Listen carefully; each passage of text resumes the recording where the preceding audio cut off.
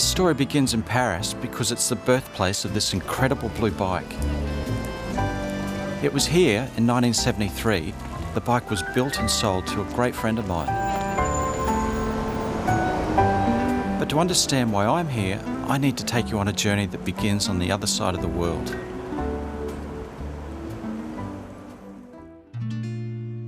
As a kid growing up in Australia, I just loved bikes. Mostly I built my own from old bits and pieces. They may not have looked much, but I thought they were the best in the neighbourhood. But one day when I was 14, new people moved in around the corner, and the man who was old enough to be my grandfather swooped down our street in strange, bright clothes, riding the most incredible bike I'd ever seen. I was determined to see that bike up close, and eventually I summoned up the nerve to knock on Raphael and Desley's door. The moment I first walked into this room, I was mesmerised. Bicycle parts lined the shelves, cycling posters covered the walls, and dominating it all, suspended from the ceiling, was the blue bike. With its thin racing wheels, 10-speed gears and long shiny cranks, I just knew that it had to be the greatest bike ever built. It's like seeing an old friend every time I come down here. The cables, everything's still nice and tight. Oh yes, yeah. Sure.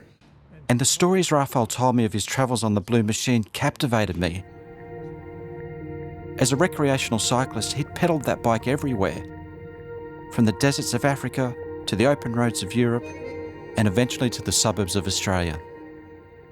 Singles are a bit outdated, but they certainly do the job, and they're very practical, and they're fast. In a special way, the bike became much more than something we both admired.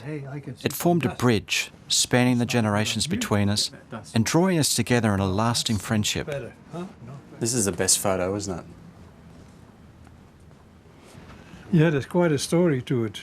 You haven't been there yet. I've heard the story lots of times. You can tell me again, though. That's all right. This is the Mont Ventoux. Of all of Raphael's stories about his travels on the bike, there was one that I never tired of hearing. With great pride, Raphael would tell me the day in 1978 when he and the blue bike climbed to the summit of Mont Ventoux in southern France. Mont Ventoux is often called the Giant of Provence. Its name literally means windy mountain, describing its ferocious mistral winds that blow across its barren peak. It secured its reputation in cycling history during a stage of the 1967 Tour de France. British champion Tom Simpson, who was in contention for the race, collapsed through exhaustion in the final section of the mountain's gruelling 21-kilometre climb. He would tragically die on the mountain's roadside. A monument now stands to his memory. For Raphael, the opportunity to challenge Ventoux came when he and Desley retired to Provence. But still, it would take him many months to summon up the courage to do battle with the giant. He was 58 at the time. I want to know how you got there, though. Where was the bus that let you out? 100 metres down the road? Well, now, don't try to be nasty. I really like this picture very much, and don't spoil it for me. It's an achievement, I'll give you that. It's definitely a big achievement, isn't it? Thank you. It was also here in the bike room where Raphael would tell me endless tales of the swashbuckling adventures of his own youth. Incredible stories from a man who'd lived an amazing life. Born in Holland, he went on to university to earn a master's degree in economics and a fluency in multiple languages, including French, Italian, German, English, and 2 Indonesian dialects to go with his native Dutch. When in World War II the Nazis invaded Holland, Raphael was arrested and sent to a labour camp in Germany. He quickly escaped and evaded recapture by finding refuge in a POW camp of French prisoners who hid him while he set up a successful and daring counterfeiting, black market and smuggling operation to their great benefit. When word reached the camp that the Allied army had crossed the Rhine, Raphael went under the wire, made his way through the German lines and met up with the French troops. It's a story he just loves to tell. They were patrolling or penetrating Germany on Cheniette, a small type of tank, and they put me not in it, but on top of it, up front. And the idea was that in German I would yell out loudly to the Germans not to stop at their windows, to deliver their arms at the police station, and in general behave like good citizens. Well, they did, because they were defeated already, and there was never any resistance anymore. But, of course, it would have taken one single sniper to have, even for amusement, one shot at that idiot on top of a small tank to end my life. Eventually, Raphael would join the American Army with the rank of sergeant, assigned to Paris as an interpreter. At the end of the war, Raphael returned home to a commission in the Dutch Army and a colonial service post into Indonesia.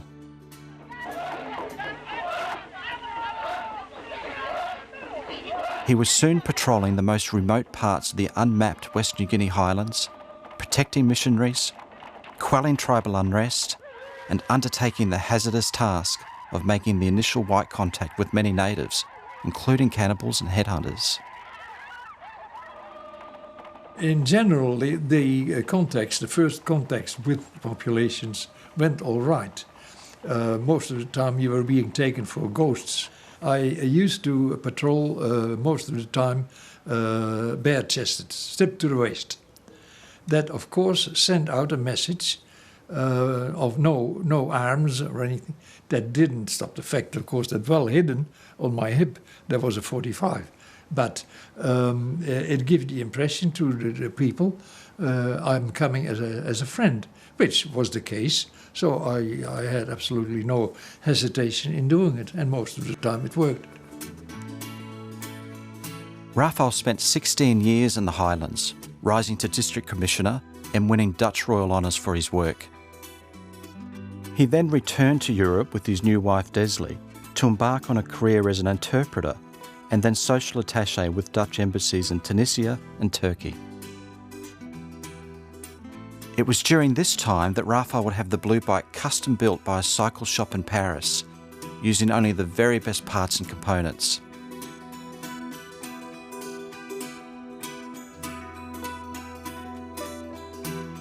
The bike would travel with him throughout Europe and Africa, and eventually to Taradot, a tiny village in Provence. I first met Raphael in 1979, just after he and Desley left France to settle in Australia.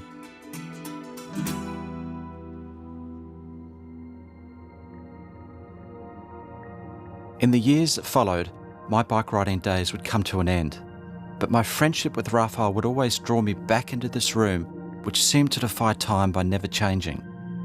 And always there was that hovering presence of that magical blue bike.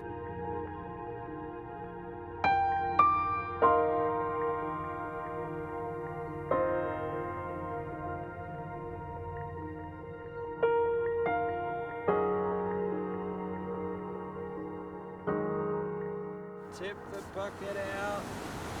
It's been some time since Raphael and I were neighbours. Now I'm going to rake it.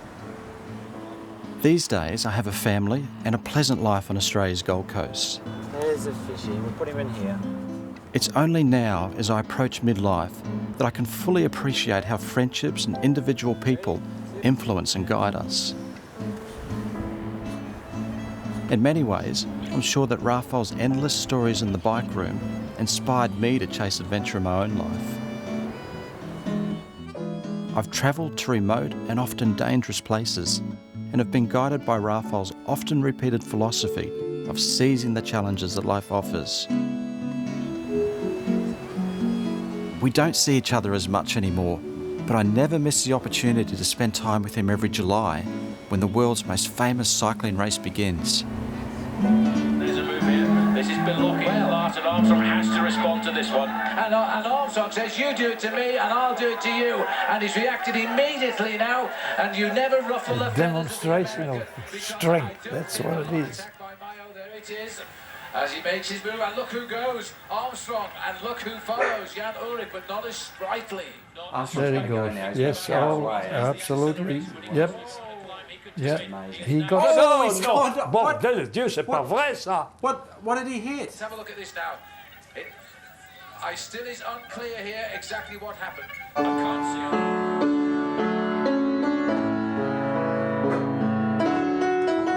see. Rafael is now 87. Age and ill health have robbed him of his vigour. I can't help but think that the memory of his past achievements mean more to him now than ever before.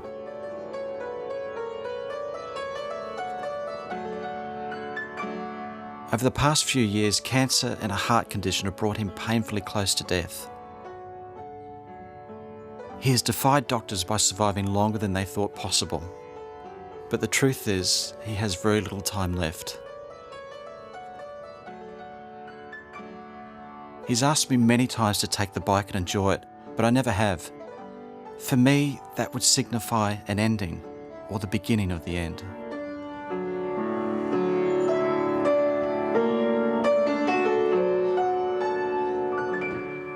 How are you feeling at the moment? Well, I can't be very positive there because it's the same old story. It's the heart is headed, a leaking valve. I find myself wondering what I should say to my friend.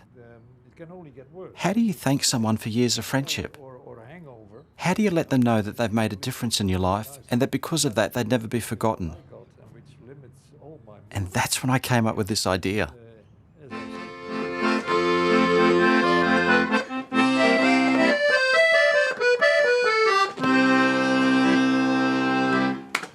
Now that was a bit of southern France. Marseille, you know what that is? I know what that is, yeah. This is Marseille song. Yeah, and speaking about the south of France, for, 25 years, you've been telling me about what it was like living in the south of France and what it was like to cycle and the time you took the blue bike up Mount Ventoux. Well, I'm sure I did, because it was the best part of my life. Well, I've decided that what I want to do is go back to the south of France and visit the places that you've been to, and I want to take the blue bike. If you don't mind, and I actually want to take the bike and I want to ride it up Mount Ventoux the same way you did. What? And get a photo at the same place. What, this is mad. Have you done any... I want to do it because you've been talking about it for so long. Correct. And I know that photo of Mount Ventoux and you getting to the summit means that much to you, and I'd like to do that. I'd like to experience it as well. Gee, you must be motivated, because do you realise, first of all, how high it is, where it is, how steep, the temperature and all that? There's a lot of things to consider before you even think about climbing Mount Ventoux. You take the front part, I'll... So for the first time in many years, the blue bike was lowered to the ground and I was about to do something really special. Here she is.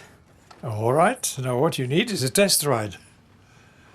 A ride. Now that'll be a dream. Well, that's exactly. That's 1 foot in. That's right. You got me? Yeah, I got you. And it's over to you.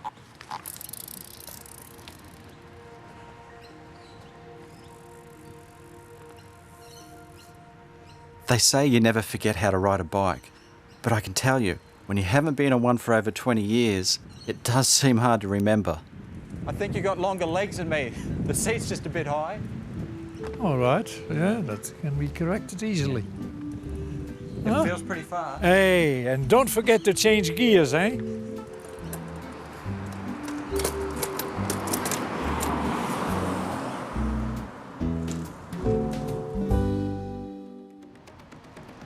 With just 3 months to prepare for the ride, I had no time to spare. I challenged the first hill I could find, and I guess you could say that that's when my troubles really started. If I was going to do this, I knew some expert advice was needed. So I started at my local bike shop. This is a classic, mate. They don't make bikes like this anymore. This was the top shelf of the Campag in the early days. And even still today with the aluminium, it's strong, it's still very light. We'll have to do a little bit of work with the tyres, because basically the tyres are glued on. As you can see here, like the gluing's come unstuck. Yeah. So we need to put new tyres on and re-glue these. John went on to show me the critical differences between the Blue Bike and a modern machine. Today's aerodynamic races are made of carbon fibre and require about 40% less effort to pedal uphill than Rafael's steel frame bike. But the biggest difference between the two was with the gearing and the cranks. These days they make compact cranks, which make it very easy for the guys to get up the steep hills. Yeah. These guys actually did it fairly hard in those days, a lot harder than what we do it today. So most people today have more selection and more variety and more gear. So we're running just a 5-speed cluster at the back here. Now we run 10 speeds. John explained to me that the 42-tooth small chainring on the front and a 26-tooth sprocket on the back was old-style gearing and made hill climbing extremely difficult. If I tried to ride this up Von 2 the way it is now, with this gearing ratio, would I make it? With my fitness? I would say no. If anyone was going to set me straight, it was this man, Nick Gates, a former Australian road racing champion, Tour de France rider, and a hill climbing expert. So what do the pros think of Von 2? Well, the mountain goats like Cadel Evans and, Alberto Contador, they love it, but for the average rider in the peloton, we hate it. Yeah. It's ruthless. It's whenever you see Von 2 in a race, it's just going to be a filthy day. Okay, this is 10%. This is exactly like Von 2, but this is like a tiny little pimple. Von 2's 20k, so we'll have a go, check out your form, see where you need improvements. Right, we'll give it a go. All right, let's try it. Put in.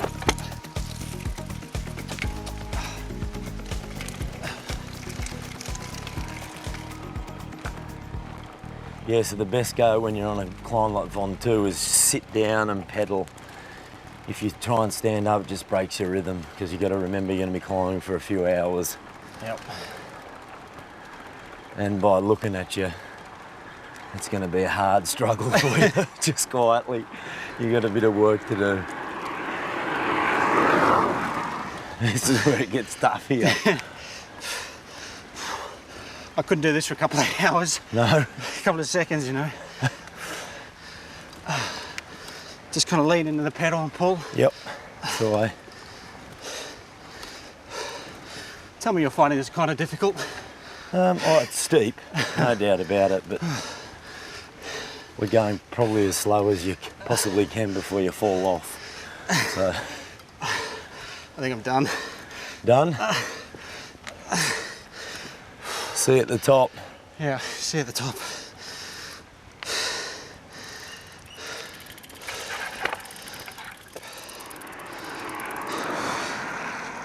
How much work do you think I need to do?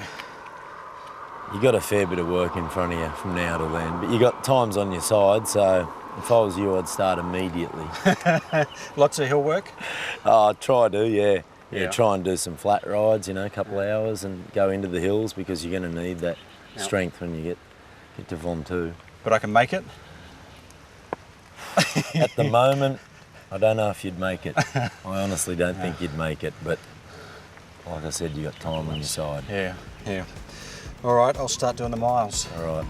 It had become obvious to me that I wasn't a natural on the bike, but I needed to know where I was with my fitness and general health before I even thought about hard training. A trip to the university exercise lab was going to give me the answers. I'm ready. There we are. We'll get you to jump on the scales. Boy, oh boy. More than we were expecting. It's a lot heavier than what I thought I was. 90.86. Okay, Jason, let's give this a crack. That's good. Push it, push it, push it, push it. Come on, I know you can give us one more. Another one? Come on, give it heaps. Give it another one. To the top, push it out, push it out, push it out. Good work, good work. Hang in there. Give it heaps. Keep up that cadence. Good work. Try those legs. Keep it going. Nice work. You got another 30 seconds? See if you can give it 30 seconds more. 30 more seconds. Okay, Jason, we might stop there.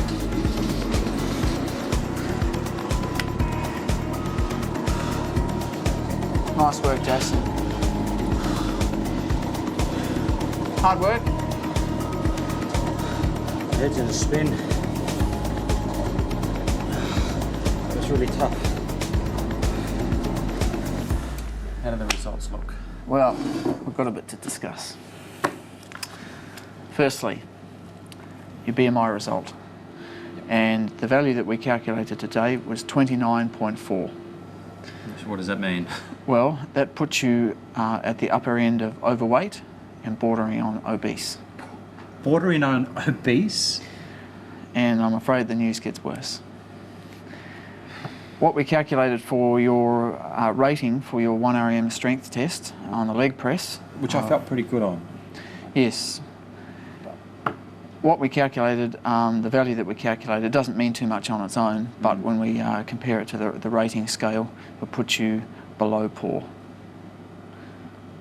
Below The poor rating. That's not even average strength. No, it's poor. Can't believe that. All right.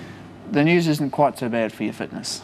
All right. The value that we calculated for your VO2 max was 45 millilitres per kilogram per minute, and that probably puts you in about the average range for someone your age, for a male your age. Average for someone who's never exercised? Yes, yes. This is not the news I was expecting. In fact, I was horrified. After hearing from all these experts, I was seriously questioning what I got myself into. And on top of that, I had another problem to deal with. Bon, mais très bien. Si j'ai bien compris, tu vas faire l'ascension du Mont Ventoux. I beg your pardon? Didn't you understand? Not a word. Oh my God, we got a problem there. Anyway, Raphael has taken it upon himself to educate me on all things French, and that includes the language. Try telling someone who's mastered 7 languages that you can't learn the basics of 1. well, exactly. Je suis venu Oui. pour Pour faire l'ascension. L'ascension. l'ascension. Yeah, it's not easy, eh? No. Je suis venu pour faire l'ascension du Mont Ventoux. What did you just say to me? I have come to do the climb of Mount Ventoux. I'm definitely going to need to learn that one, aren't I? Oh, that's absolutely essential. If not, you'll remain at the foot of it. Well, yeah, bread, of course, is absolutely vital and comes with every meal, not just with the cheese we're eating now. It's really got a nice velvet taste. I'm happy to say that I performed much better in the food and beverage lesson. In fact, I was a natural. The French are very proud of their wine and cheese, aren't they? Oh, yes, it's a combination you just cannot escape in France. No. Well, here we are. Let's toast to the Mont Ventoux with the wine from the area. And tell me, what do you think of it?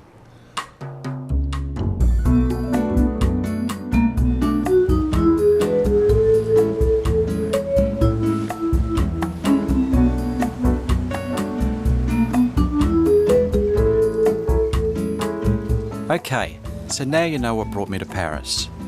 Visiting the shop that built and sold this bike to Raphael all those years ago seems like the perfect way to begin this trip. Well, this is the street, Rue Brunel. But the bike shop closed down over 20 years ago. It's now a travel agency. In its day, Cycle Beauvais was a thriving business, and the mechanic who built the blue bike was one of the best in Paris.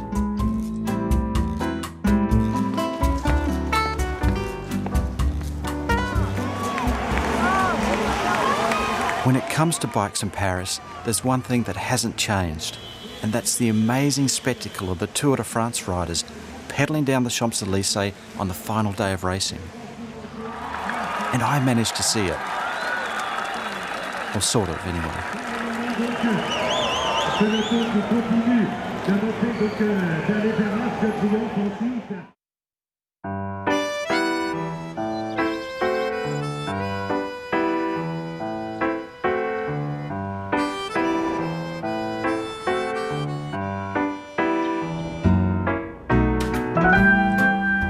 Paris behind me, I was off to the south of France to find Taradot, the small village Raphael once called home.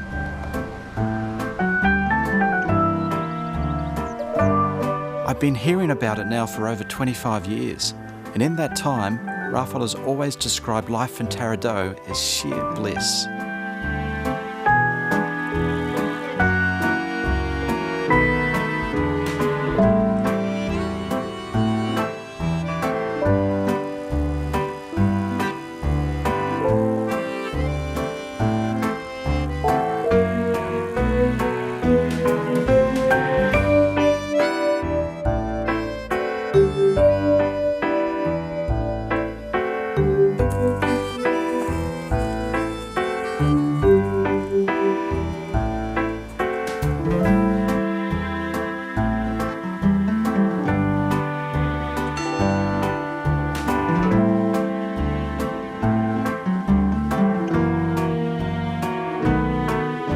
When Raphael lived here, he would spend his days taking long rides on the blue bike, playing music and enjoying the local produce.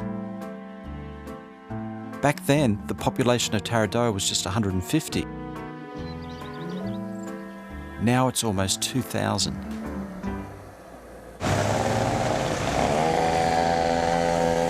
So this is no longer the sleepy village that he remembers. The main street is a really busy, noisy thoroughfare. And sadly, whatever tranquility it had, I think it's now lost. I'm sure Raphael would agree. But what a thrill it was for me to come here and see it on the bike. And who would have believed what would happen next? In an extraordinary moment, a cafe owner who had lived in Taradot his whole life recognised the bike and even remembered Raphael. Two times by week, he go to Saint-Tropez. That's right. Yes. You know that? No, different scene. Cuir. And yes, no, it's the same. So you remember this bike from all those years ago? But it's not without that and without that. You've got a good memory. Yes. You must have been young. But it's the same. Exactly the same. Yes. Same color. So, that is put after. Wow, that's amazing. Yes. Yep. Now that's incredible. 30 years later and the bike still hasn't been forgotten. The cafe owner was absolutely right when he said that Raphael would regularly ride down to Saint-Tropez. In fact, it was his favourite ride, and one that I promised him I'd do while I was here.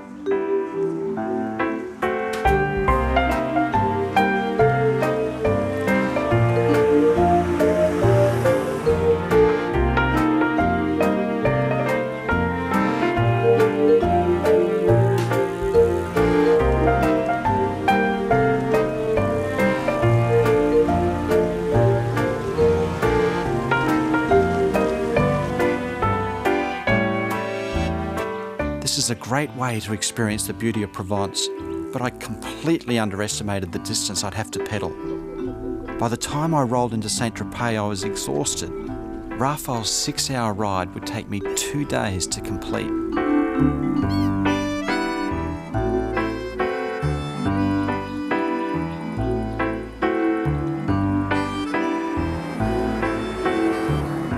By now, my thoughts had well and truly turned to Ventoux. The mountain is a 3-hour drive from Taradot, and the anticipation of seeing it made it the longest drive of my life.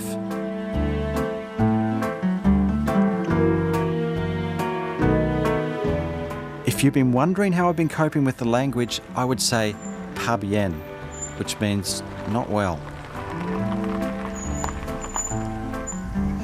Bonjour. Bonjour. C'est petrol? Ouais. Yep.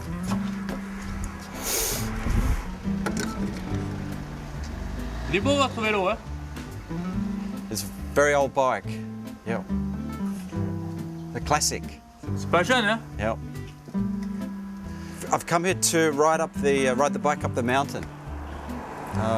comprends pas. The big hill to ride up it. Je comprends pas.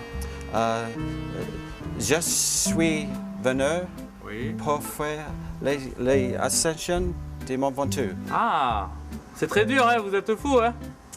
C'est très dur, hein. Sorry, I don't understand. Yeah. Okay, sorry.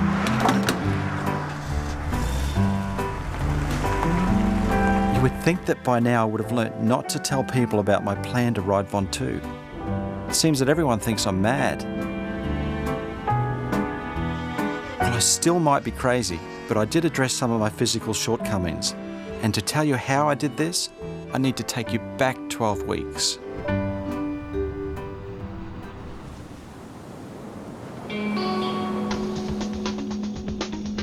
You might remember that the experts told me to begin training immediately.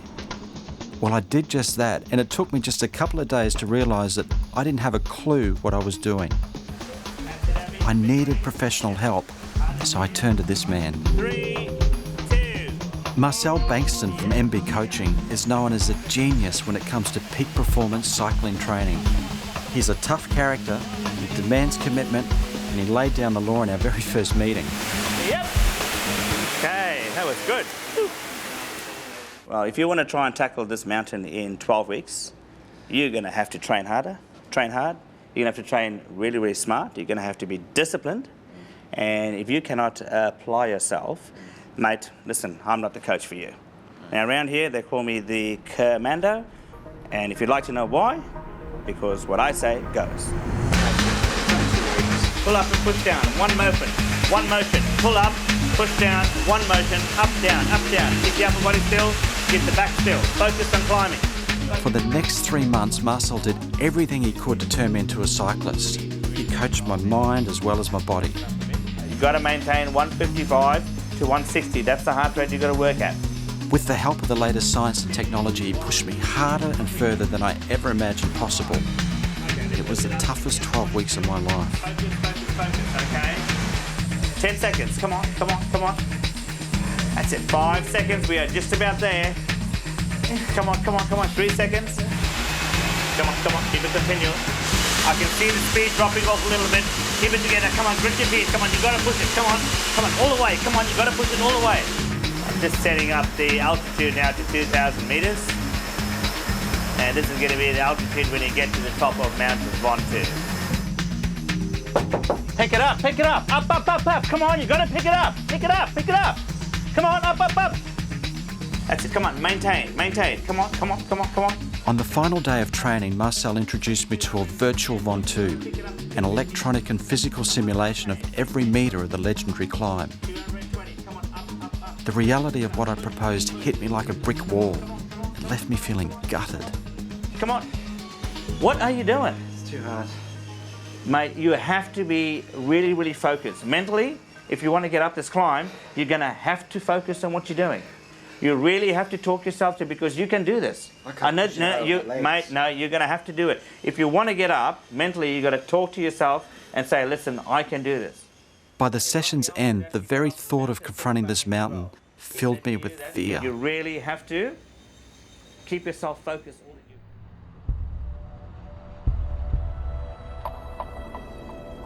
When the real giant of Provence finally showed itself, I was numbed by its imposing presence.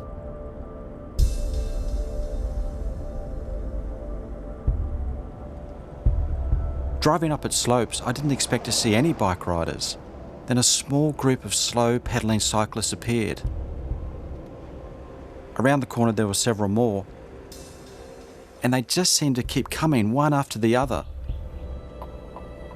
The entire mountain was sprinkled with riders. Some were very young, others were a little older. For every cyclist able to just push the pedals, there were many more who found the going too tough and were forced to stop.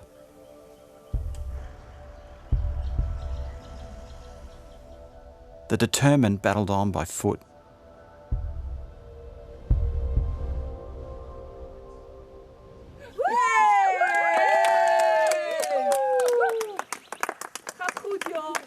So many of these riders weren't alone. They had the support of family and friends who had driven up the mountain to cheer them on or console them in defeat. Komt op tv! Allee, papa! Allee, papa! Allee, papa! Ja, goed zo! Kom aan, papa! Papa! Zijn we bezig? Allee, papa! Allee, papa! Towards the summit, professional photographers snapped images of the Wiri and sold them online. But what was most moving was the atmosphere on the top. For those who made it, the summit signalled an end to an inner struggle and hours of ruthless pedalling. The battle was now over and the moment could be shared with those around them. Goed hoor. Knap. Hier, 10 seconden. Ja. Wat verdomme, heb je een geheugenkaart van?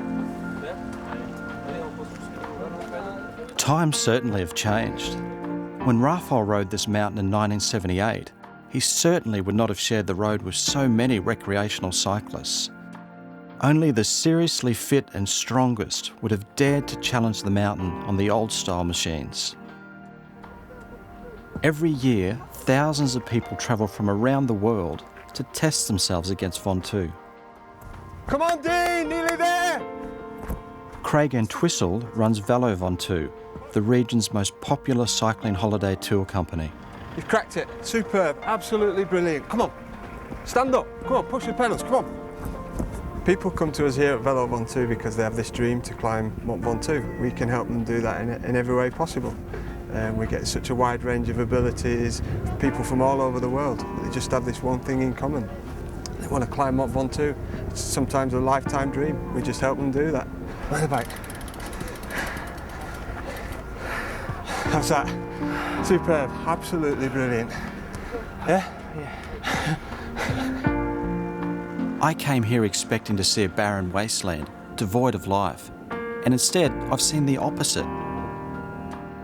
There's something inspiring about this mountain and how it seems to call out to people to test themselves on its slopes.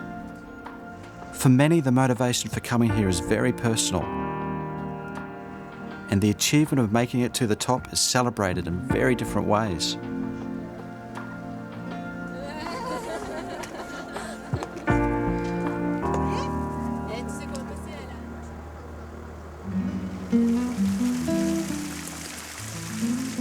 That night, I dined with the staff of Velo Ventoux at one of the stunning villages that surrounds the mountain. Bonsoir. Ah, bonsoir. Our meal was the Grand Aioli, which is the official dish of Provence. Around here, every meal is like a celebration.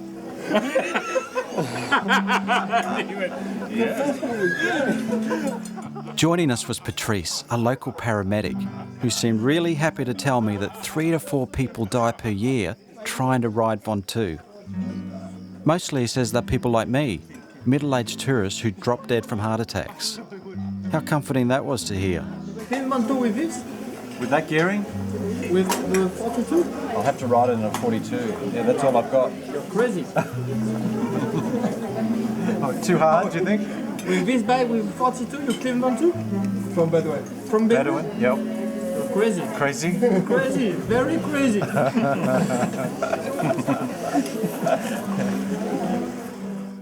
This meal was beginning to feel like the Last Supper.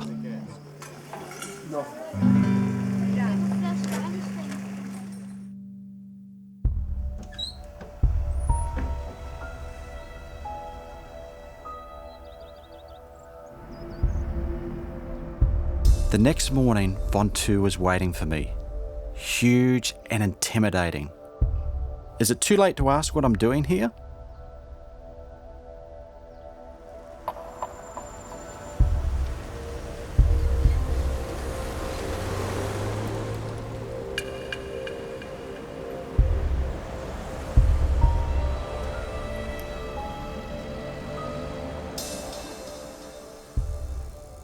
It's almost 30 years to the day since Raphael rolled up to this line and prepared himself for his assault on the mountain.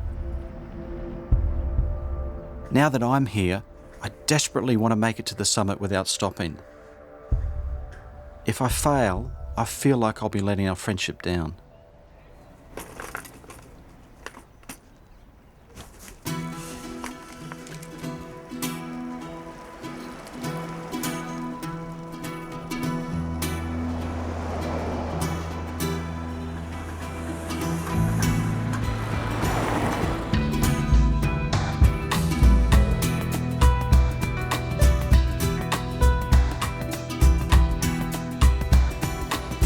The first few kilometres aren't that bad.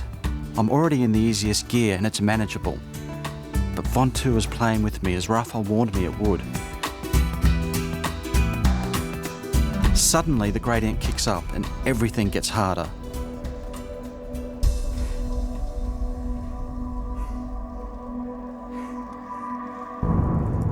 Then the mountain hits me again with something even steeper that almost stops me in my tracks. I have to fight to remain upright.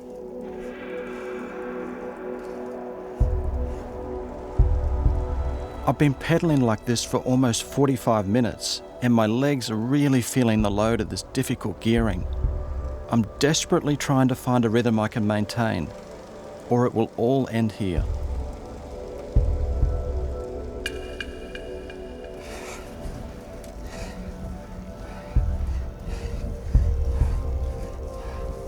There's no opportunity to recover anywhere on this climb. Not a single section that allows the legs some respite. And no matter how often I look to the summit, it never seems to get any closer.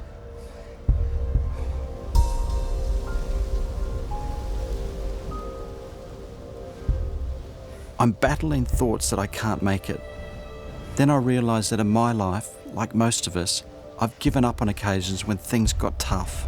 I can't do that now, or I know I'll regret it forever.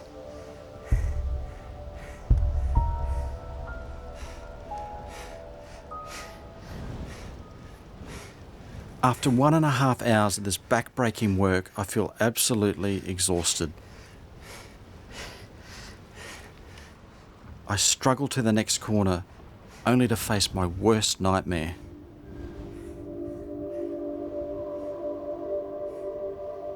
The suffocating heat and desolate environment have stripped the life from almost everything. I look up at the summit ahead and it all seems too much. My best intentions and determination begin to melt.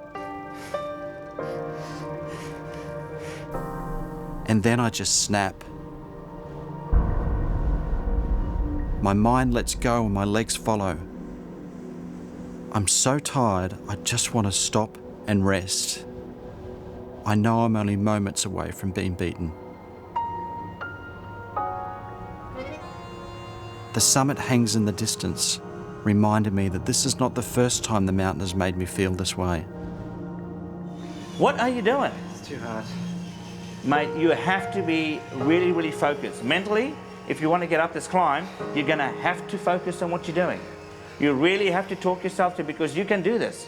Mate, no, you're going to have to do it. If you want to get up, mentally, you've got to talk to yourself and say, listen, I can do this. And if Raphael could actually got up this mountain, think about him as well.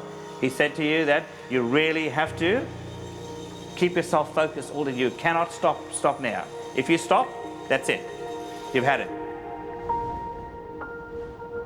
For over 25 years, Raphael has been telling me how this mountain has a way of defining people, but I never really understood what he meant. Now I do. Vontu makes each of us face our own truths. For the last 3 months, I've been consumed with the idea of turning myself into a cyclist so I could beat the mountain the same way that Raphael did.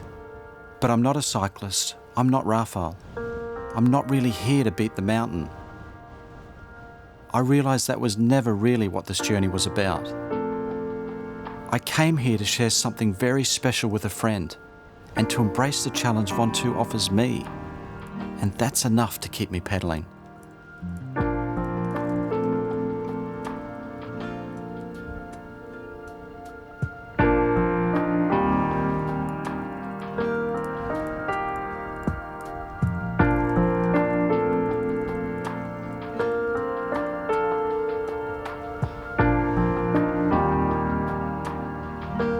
The final few kilometres are more demanding, more painful than anything I could have imagined, but I keep grinding away, throwing everything I have into each turn of the wheels.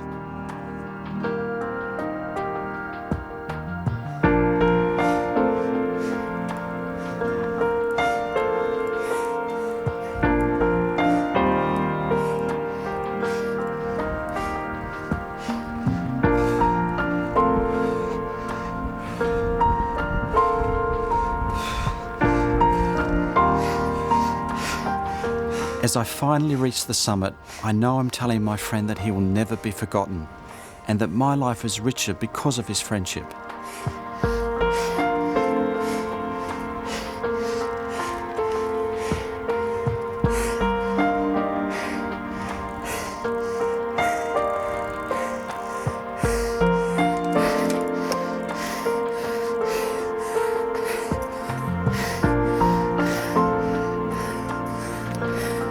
I came here as a middle-aged man to salute a friend, and in my journey I've reconnected with that 14-year-old kid that was mesmerised by this incredible blue bike, and I've accomplished something that I'll never forget.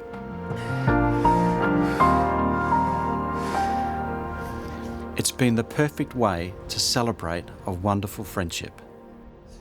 Raphael, it's me. You're not going to believe where I'm standing. I'm on the top of Ventoux. I made it.